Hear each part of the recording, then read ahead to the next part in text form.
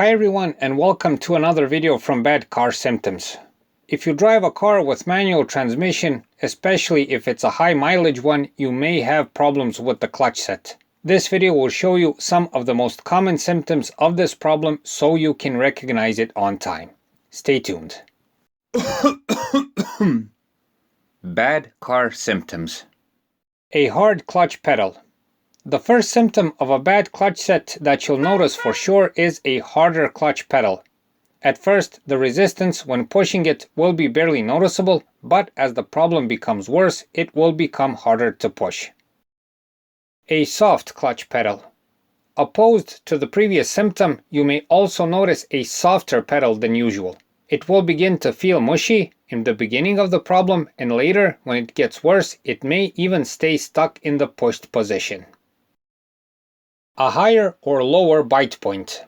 Next, you may notice that the so-called bite point isn't the same as usual. The bite point is the point when the clutch starts engaging and the car starts moving. When the clutch set is bad, this point may be higher or lower, and oftentimes the car may stall and you may have problems moving from a standstill. Heavy shifting into gear. Heavy shifting into gear is also a common symptom. At first, you'll probably sense a slight resistance when shifting gears, but later you may need some extra effort and you'll have to push or pull the gear lever to get in and out of gear. A grinding sound when shifting. Along with the heavy shifting, you may also hear a slight grinding sound when you shift. When the clutch set is really worn out, the grinding noise will be strong when you want to shift into gear, and you probably won't be able to do so. The clutch slips. This symptom is especially noticeable when the car is under load or you have an uphill drive. You'll notice this while driving, at first just by looking at the rev counter.